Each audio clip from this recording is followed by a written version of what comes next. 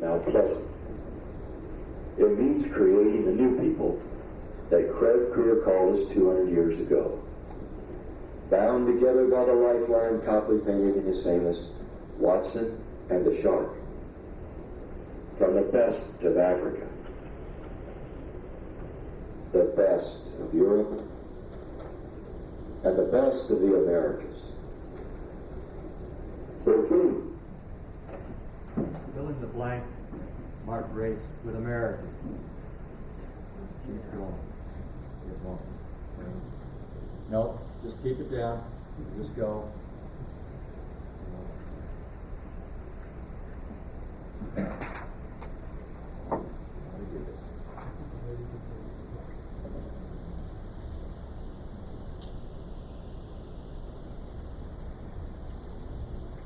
Now that's going to dissolve. Let's try it again.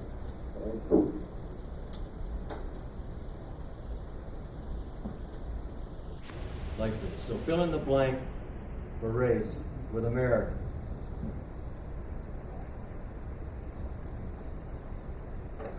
The light's not switching. With the belief that nobody is born a bigot.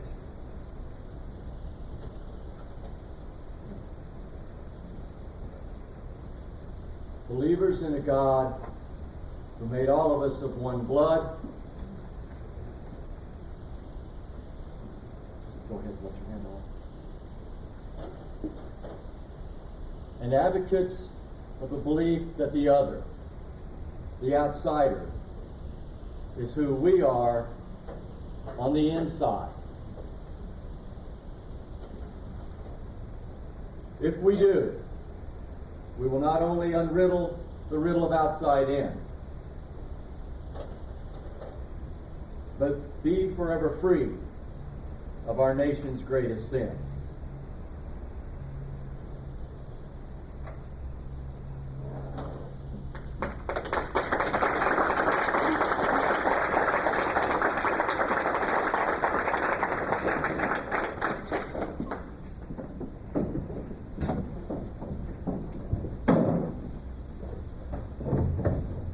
Thank you for your patience.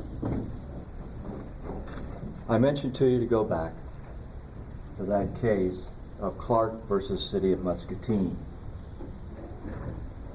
That came about in 1868 because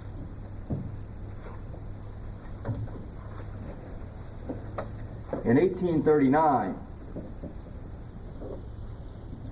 the territorial legislature established common schools in each county, quote, which shall be opened and free for every class of white citizens between the ages of 5 and 21 years. So that set the stage.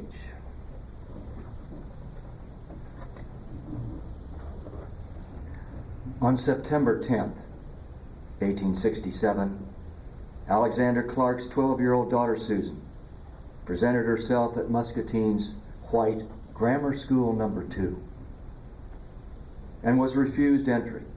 That same day, the principal of the school wrote to Alexander Clark, quotes, "I'm authorized by the school board of this city to refuse your children admittance into Grammar School No. 2.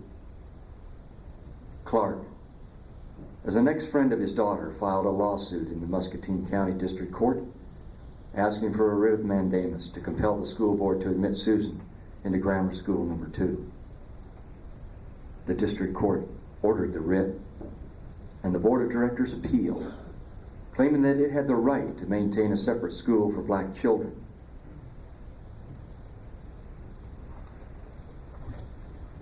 In a decision, as you heard earlier, handed down by Chief Justice Chester Cole, he wrote,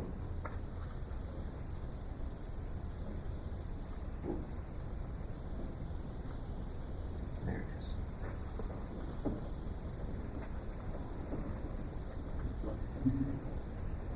If the board of directors are clothed with discretion to exclude African children then they would have the same power and right to exclude German children, and so Irish, French, English, and other nationalities. For the courts to sustain a board of school directors in limiting the rights and privileges of persons by reason of their nationality would be to sanction a plain violation of the spirit of our laws, and would tend to perpetuate the national differences of our people and stimulate a constant strife, if not a war of races. There were two other cases 7 years later, in 1875, Smith versus school directors in Keokuk, and the same year, Dove versus the directors of the schools in Keokuk. And again, to its everlasting credit, our Supreme Court threw those segregation schools out of existence. So you can do the math. In the case of 1868, that's 86 years before Brown versus State Board of Education. That decision overturned Plessy versus Ferguson, which was not about education, it was about transportation. But Plessy in 1896, by our Supreme Court, was based on a ruling of Roberts versus City of Boston, Massachusetts, 1849, when Benjamin Roberts, like Alexander Clark Sr., sued the City of Boston so that his 8-year-old daughter, Sarah, could attend the white school. So as I mentioned earlier to Kirk, my message really is this, and Al fights this battle every day. Roughly 50 years ago, you with me? And in the following decade, Americans were successful in overturning de jure segregation, not de facto. That took longer. And so where we have come is this. From enslavement, and I would quote Ralph Emerson on that, if you fasten an iron necklace around another man, the other end is surely around your own. So we've gone beyond enslavement. We've gone beyond legal segregation. And where I see us now is trying to go beyond the idea of race, and therefore racism. And so I will end with this. If a so-called black person has a child with a so-called white person, this is not a rhetorical question. What do you call the child?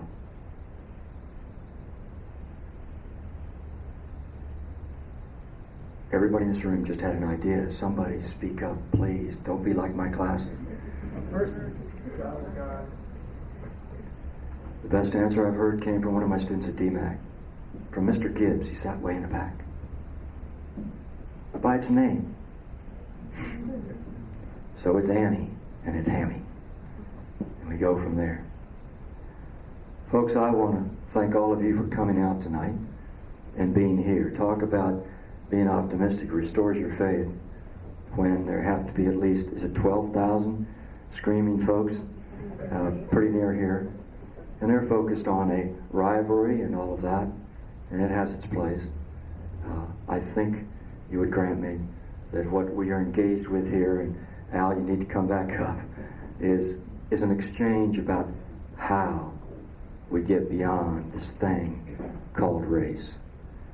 So thank you all for coming out. Thank you particularly to the Iowa State University lecture series for inviting Al and myself.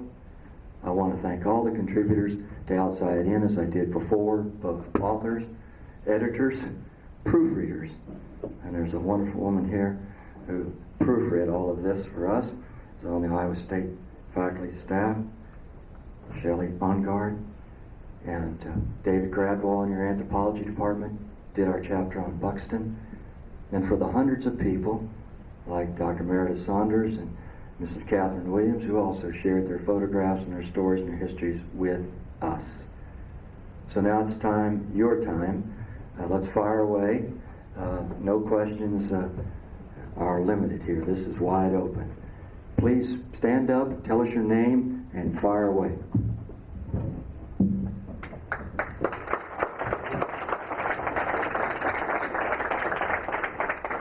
Yes, ma'am. Joe Holland. Mr. Parrish, I'm concerned also about the state and the funding issues. And I was curious as to any additional comments that you might have as to any resolution to this. It just seems to keep going on year after year after year for the last 5 or 6, and certainly looks that way again for the spring.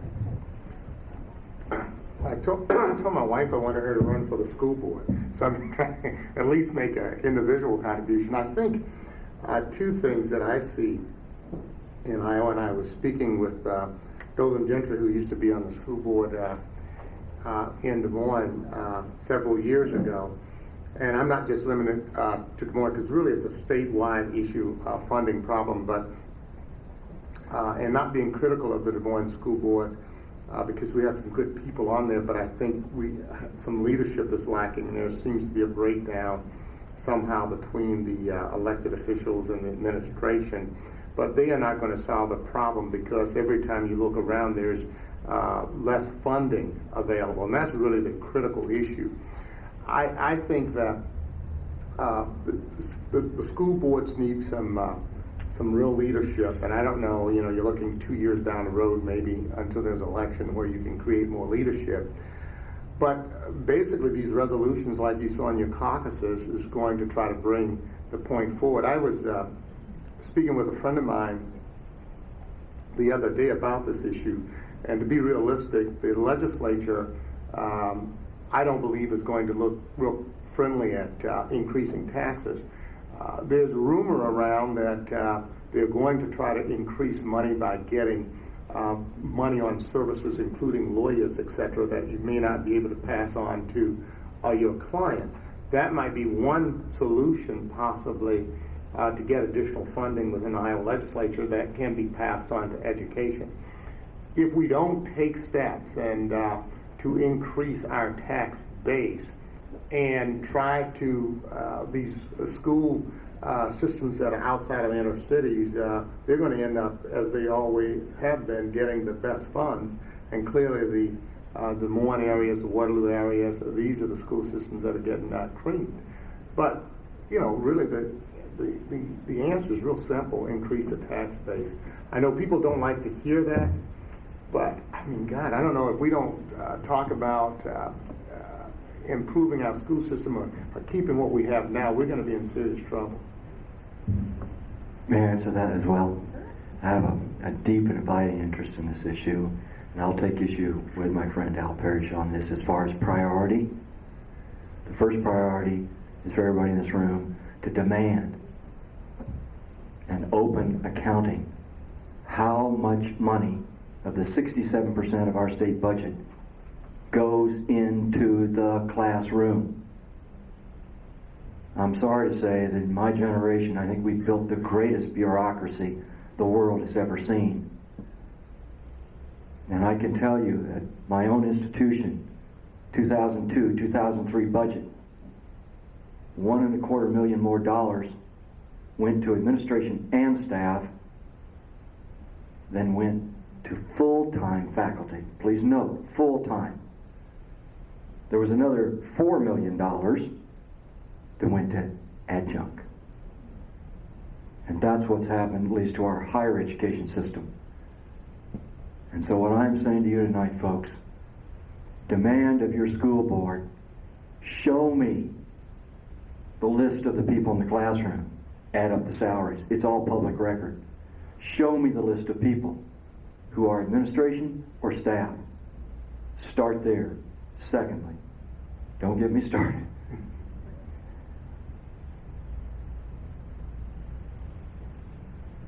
The funding for community colleges in this state is $3,800 for the regions. For community colleges, folks, help me here, Burgess, it's about 15, if I remember my numbers right, 15 or 13. Folks, we don't get, as community college system, the funding that I believe we deserve, and there people are teaching 4 classes, not 1 or 2. And I understand research institutions, and I respect them, but I also know, I'm old enough to know that I went to some of the best of those places, and some of the best historians in this country were teaching 3 and 4 courses at places like Stanford and the University of Pennsylvania. And they used to do it at Iowa State. Willis can get vouch for that, I believe. They still do it at Iowa State in a lot of departments. Good. Glad to hear it. Still would like to see the analysis. Fair enough. Fair enough. I think we're way top heavy. And I'd love to be proven wrong on that. Let me say this with regard to when you look at, again, I go back to a personal situation with my kids that I track fairly well. My daughter, 6-year-old, first grade, she has 2 teachers. There's 1-to-6 ratio in her classroom, but it's a private school. We talked about changing her over to Greenwood School. The principal told us last week that it's 1-to-24 with no teacher assistant. I mean, come on, folks, when we walk out of the, those numbers are the real numbers that Annie will be facing next year if we decide to put her in a public school. So the question becomes, is that good for her? Do I need diversity under those circumstances? And, I agree with Hal, we do need evaluation of the administrative part, but a more immediate answer is that we need teachers' aides in those classrooms with those kids that are coming from inner city schools. I'm not sure, the solution really is to wait 3, 4, 5 years down the road. I think we can ferret out the problems we might have along the way, but we need to address the problems that minorities have in the classrooms every day, and that creating greater by 27, 28, 29 students in one teacher. Those kids are not going to come out of the 1st, 2nd, 3rd, and 4th grade reading. That's the fear that I have in our educational system right now. Yes. My name is Gary Tartikoff. I'm here at Iowa State. The way you're discussing the issues you're discussing, class and race are sort of overlapping to some extent, as they do, and you can't get away from either one. Why is it, and I get a thoughtful answer, which I expect you'll give me, but why is it we require a second-class school system? By having public schools in general funded by local areas rather than a statewide system, we require the most rural schools, the inner city schools, we require they have a second-class system. Considering the basic reason for public education is it's good for all of us, and it's good for the nation as a whole to have as educated a public as possible, why do we require that some students really get a much lower level of education or access to education and access to it than others? Because you can read it the other way, that some students get a special kind because they're in a rich neighborhood, but in fact we're requiring that a large set of our students do get a second-class education, or not nearly the ability. Gary, I'm honestly trying to figure out what you mean by require. That's a loaded, there's something there that I'm not grasping yet. There's an implication there that I'm not going to presume to know. Can you clarify that for me? Sure. No, as long as you're funding by the education of the parents, the education level, the economics of the parents, you're going to give those students a better education than the other ones. You can talk about it as if they deserved a better education because their parents inherited or earned more money. But in fact, you're requiring some students to have a second-class education. I mean, isn't that what you're doing? I mean, isn't that what we do in the state? The way that we set up our structure for funding education? I mean, since everybody in this state is going to be in one economy, they're related to each other, by letting, when people move from one area to another, when people move and take the tax base out to Clive or to wherever it is, you can say that they're benefiting by getting together out there, but you also say why don't we fund it as a statewide mandate, and therefore all kids would get what we would call equal access to education. But we'd actually, by funding it locally, we require that some kids get less than others. That's all I mean. Allow it might be a word to use. The funding formula in the state, correct me if I'm wrong, is statewide. No. Well, I mean, individual local school districts have the autonomy to, certain parts of the budget are distributed equally across the state, but Yeah. those equal pots, equal portions of the pie are then supplemented Right. by local independent school districts, so that you have the net effect of wealthy suburban districts, Ankeny, Ames, so on, having really healthy per pupil expenditures, while urban schools end up with half or a third of what some of the wealthiest districts in the state have per pupil. Because they don't have the better houses, et cetera, and the tax base is lower. Exactly. And then you have a lot in inner city areas, a lot of nonprofit buildings, et cetera, that don't have a tax base at all, and don't contribute to the tax base, such as the school system, et Or cetera. there are tax loopholes. Right, exactly.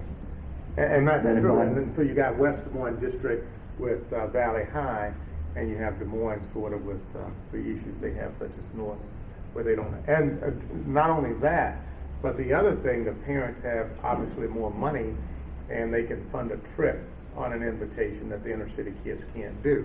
And again, that creates, and then the kids that live in that area obviously will have more access to what we call supplemental education, such as trips to Europe and things like that, that the inner city kids don't get. And then they get so far ahead. And then the problem continues to, Not to interfere also, it goes into the, sorry, my name is John West. I think the structure itself enters into hiring of teachers, services, things like that. And all of a sudden you find out that this inequality is just prevalent all over.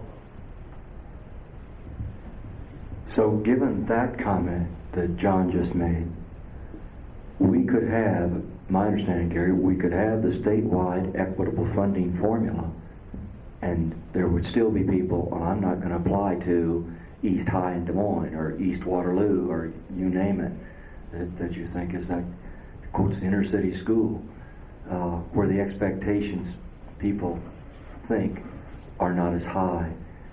I don't think the funding formula would change some of those ways of thinking. Would be one answer, but I would be for a statewide funding formula.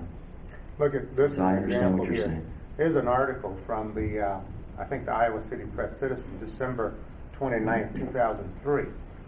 Believe it or not, West Liberty School Boards consider steps to halt white flight from district. West Liberty? Give me a break here. Folks, this is next month. This is the article. West Liberty, Iowa. Next month, school officials here will resume researching possible enforcement of a desegregation policy they say would prevent white flight from their large Hispanic student population. They're saying, here's the argument, they were trying to make it as equitable as possible. Then they go on to quote the figures. But for 2003, for West Liberty, give me a break. Okay, here we go. It shows about 81 students open enrolled out of the district this year, taking with them state aid costing $4,600 a student. In addition, Spanish is a native language for 53.6% of the students at West Elementary, compared with 50.8% in 2002 and 49, blah, blah, blah. And then it says, this is the quote here. Basically, I think, in one word, it's racism, she said, defining white flight. We have a large minority population, and some people don't feel comfortable with that. This is West Liberty, Iowa, 2003. That's just Iowa. And you know, the statistics, we're becoming more segregated as a country than ever before. Well, say, for example, that I'm a product of an underfunded inner city school. What advice would you give to that individual, that child, as to how they could not be excluded from having a higher education? I mean, what would you say to them? because I know in some circumstances, they're kind of like a victim of circumstance. They don't have anything to do with the legislature, how the money is divided. So what advice would you give to a child in a circumstance like that? The advice I gave last week to my beginning classes at DMAC and so-called urban campus, where I have 14 students in African American history, is that if you're willing to work, meaning you read the assignments, you actually try and commit the major figures and the dates and the events and so on to memory. The more you do that, then I'm going to work as hard as I can to help you gain that knowledge. We're going to get everybody in this class, I was saying, should earn at least a C. But I also made it very clear, just like the Marine Corps, never given, always earned. And it's been a great start. So I think what you need to say is for teachers, instructors, to look the student and say, if you need extra help, this is where you get it. You've got to come forward. But you just can't say that. You've got to go around to those students. You've got to talk with them, ask them once you know their name, and then you have to start meeting with them before the class. You've got to literally make a personal connection, relationship with those students. So that's my answer to you. What somebody not in the classroom says. And do you mean as a student, and you mean in high school, elementary school? Sure. Let me tell you my concerns, and I look at the Talent and Gifted program at Central Campus, and I drive by there on my way back from court, and I see all these white students, and I don't see any black students during the lunch hour. It bothers me. I get very angry, not the Howard Dean style anger, but I love that. But, okay, don't get mad at me, all you Howard Dean supporters. I was laughing so much till I was crying this morning at 5:30 reading John Carlson's column about Howard Dean. It was the funniest thing in the world. But anyway, I had tears running down my face. But anyway, I get so angry. And let me tell you what I suggest. I suggest if you have students in the school, you must write to the school administrators to tell them that the policy they have of the Talent and Gifted Selection program, something is terribly wrong. That this did not happen last year, this year, 3 or 4 years ago. It's been happening since the program has been in existence. I would also tell the young minority parents and older minority parents like myself, you need to get involved with the Parent Teachers Association, go down and meet with the teachers and get involved and make sure if your kid is having some problems with testings, etc., reading programs to get involved with that. Now, I don't know how you tell a single parent kid something like a single parent who's by herself or by himself, how do you do that? But somehow we're going to have to reach out to those kids. We're going to have to get these kids back on a college track program. I'm a strong believer in community colleges too, and I taught at the Des Moines Area Community College for a number of years, both Ankeny and Des Moines urban campus. But I think this 30% rate of kids who are not getting on the college track program, 70% who are not getting on the college track program, that's atrocious for this state. It's atrocious for Des Moines. Somebody ought to tell the superintendent, find out why that's happening and get it corrected. And you need someone on the school board who's going to track this type of situation and put whatever needs to be put in place to improve that. If it's not going to come from the parent, and it has to come from us, the people who are the so-called leaders and people who have positions of power, to influence that. But I think that's what we have to do. It has to work from both sides, both the parents, the teachers, the administration, those people who have some influence who can make those changes. Otherwise, it's going to stay like this another 10 years. Wouldn't it also be twofold? I'll quit after this. But in terms of the curriculum, they may be prospering there, but it may not be college material that's really going to prepare them for that next level. And also, in regard to the teachers or the administrators there, I don't know how you would affect the change there as a parent or the PTA person or... Merit pay. Teachers are not paid enough. Our teachers have to be paid. You create incentive, you tell me, just like you do for coaches, where you know, if you get in the top 10, you get a $150,000 bonus like you do down in Iowa. I want these teachers to be paid, merit pay for turning out great students, and part of their turnout have to be minority students. That's what I want to see. And I'm telling you, you'll start seeing a difference. But you keep paying the teachers the way you're paying them, you're going to keep getting the results that we're getting. What I would say the best thing you could do, everybody in this room can do it. You probably have some relative that's in K through 12. Go into the classroom. Spend a period. And maybe you don't have anybody. But if Dr. Meredith Saunders walks in somebody's classroom, that teacher's, there's going to be a different kind of presentation that day. And that's true for everybody in this room.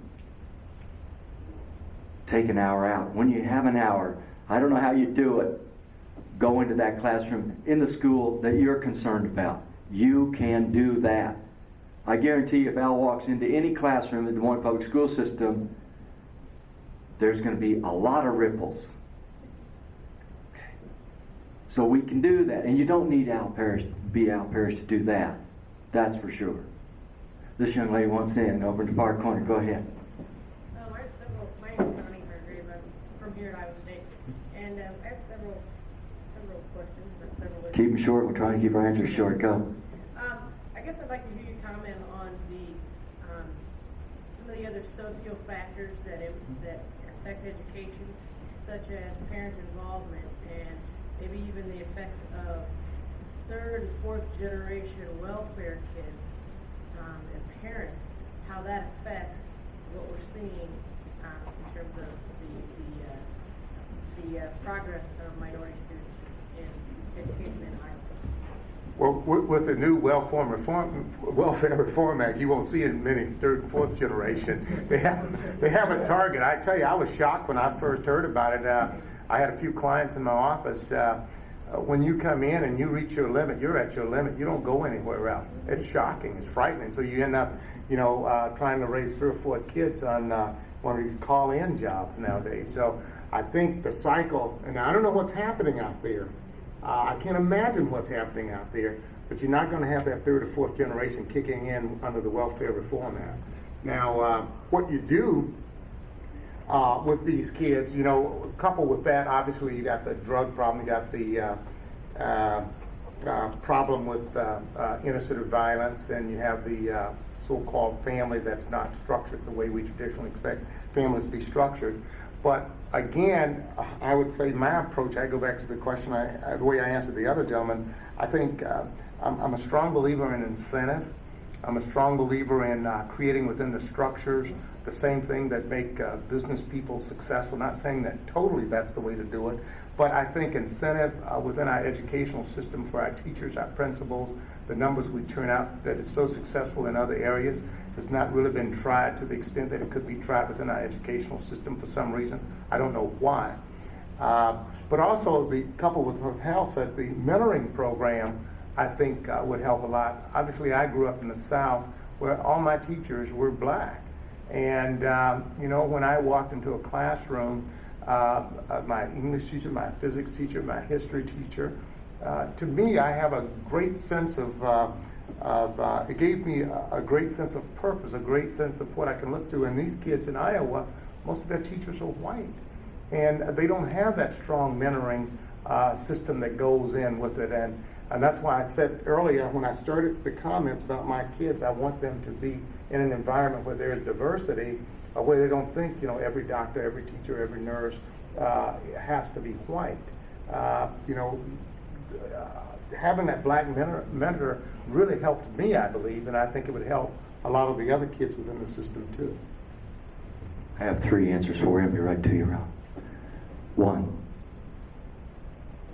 teachers have to take full responsibility for the care of their students in their classroom.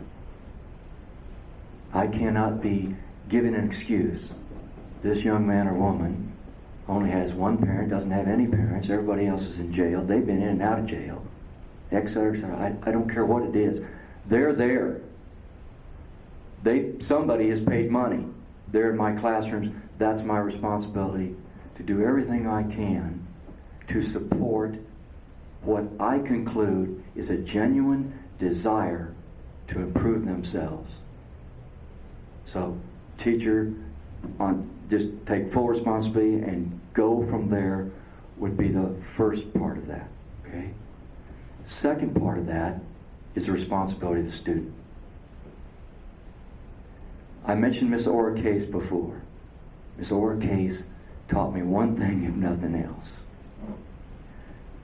You are ultimately responsible for what happens to you. So don't come in here telling me this, that, and the other excuse or whatever. And if you don't know, you need to go and find out. So that's a two-way street. The third I just heard on Monday that I've never tried, but I'm going to try it. You make contact with a student, and through the student, you make contact with their home, whatever it is. You go there. Now you have to develop a relationship with that student, I believe, before, it's going to be halfway through the semester and say, I'd like to come to your home. That'd be okay? And see what happens. See what happens. Ralph. Ralph Gross. It's great to hear the words accountability for teachers and others too. And in that context, Al, your struggle between diversity and quality education, personally, that you're dealing with. Prior to the failure of busing in Kansas City, or with the failure of busing in Kansas City, they have basically given up diversity and have emphasized quality. Why not just simply make that public policy? Quality. I like that idea. Unfortunately, as they say, we're kind of balkanizing America to a great extent. When I grew up, kids drove 50 miles on a bus, and obviously you're right, they are abandoning the idea across this country, and I don't think it's going to be viable again. Then, do we embrace the technology and create the diversity through that, which obviously we have the ability to do if we really wanted to. I was in Sioux City Saturday, and people says, well, in court in Sioux City on Saturday. Why? Well, they make us work sometimes in court in Sioux City on Saturday. I'm sitting there in one of the most advanced courtrooms in the country in Sioux City, Iowa. Judge Bennett is our judge. We're representing a client, and seated out on the screen was my client, who's in Marion, Illinois, participating in a hearing in Sioux City, Iowa. So, we need to start embracing the technology to talk about creating the quality. Unfortunately, if we go back to the original position that I took, without the taxes and the money, it ain't gonna happen. So I'll be talking like this for another 20 years, so you gotta help me out. So, and I won't talk like that anymore. To create that quality, we gotta have the tax base. And I know Hal and I disagree a little bit on that, but a 1 to 12 is something that I'd like to see. I think we gotta talk about 1 to 12, that's where it's gotta be.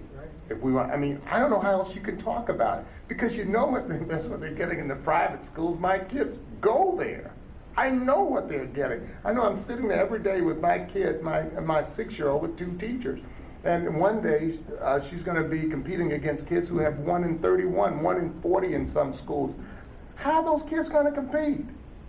So the quality can't go without the tax base. It can't go. We're fooling ourselves if we think it is. And look what's happening. You follow through and you see what's happening in the work world. The same thing that's happening in the work world is in the classroom. And, we need to wake up really. And the people in this room obviously are all converted. So we need to get this message out to the people who don't really understand that. I'm not converted to the point, be right with you, Ms. Targolab. I'm not converted to the point that money equals quality. Oh, I agree with that. But it sure helps. And right beside me, in front of you, is my best evidence in this case. You know, they weren't spending very much money on Alfredo Parrish's education, K through 12, in Selma, Alabama. I guarantee it. Yes, sir, in the back. Wait, okay, first. I'm sorry. Pardon. Excuse me. Thank you. As we discuss this, trying to come up with strategies for having a better school system, would you comment on the fact that, well, in my estimation, the number one problem in this country is the problem of the color line, which is racism. And if we're going to move on, then this country is going to have to address it and address how it manifests itself in our institutions, in the schools, in the communities, in the wider society. Gary's question, I think, which, if you don't mind it, I think points to what part of this discussion should include, and that's why is it that as a nation we decided it's okay for some kids to fail? And given that most of the children who are failing are white children as well as people of color, though people of color disproportionately at the bottom, why is it that our society, I wouldn't say require, I would say allows us to have a poor system that doesn't serve everyone? And what is it? Who does it serve? Why does it stay this way? It serves someone. And how do we dismantle those institutional structures? Not just personally what we can do, but institutionally, how can we dismantle, first of all, how do we identify them? And then how do we dismantle them so that it's equitable for everyone? You're looking at me, so I'll answer that, Mr. Harlow. It's for anybody.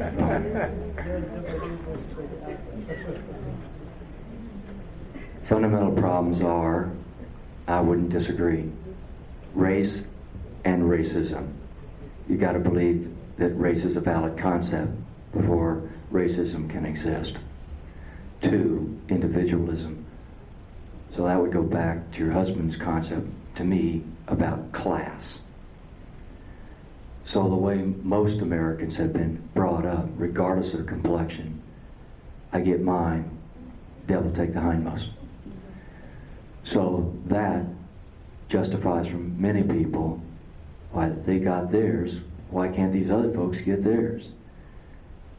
And I would respectfully disagree. I think individuals do make a difference on institutions. I'm not saying they don't make a difference, but I think that the institutions are, the way they're structured by individuals is going to have great impact and will hold in place the way you react personally.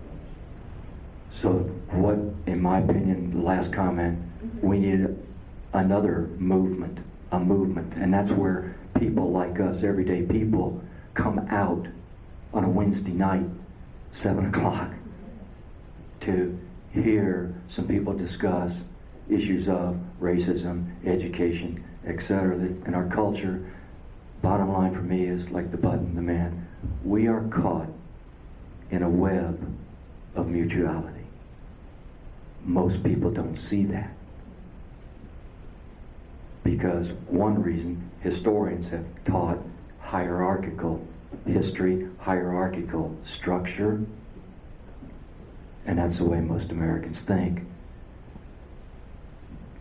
There has been time before the Civil War, Civil Rights Movement of the 50s, 60s, somehow enough people got it and moved enough other people who were, let's face it, the majority, needed to be moved. And so it does require that you be uncomfortable if you're going to try and make somebody else move. Let me go back to Ralph's question a second and follow up on yours too, because I think they tie in. Let me tell you a great experiment that's taken place in Des Moines. several years ago, when my mother was a teacher, she's deceased now, but she came to town from Alabama. She taught school for 40 years, second grade. My dad taught for about 35 years. And I wanted to show her the magnet schools that were created, Martin Luther King and the other one over on. And she walked into the classroom. She was a little astounded, but they tried to create a magnet school program in Des Moines because to solve the segregation problem. It didn't work. If you go to those schools now, it failed. No one will admit it, but that's what happened. But they created a downtown school. And this kind of addresses both of your questions. My kids, I kid you not, Annie signed up before she was born. That's why I told my wife I wanted to rent the school book, because she's interested in education issues. Do you know, we didn't get in, she was 5,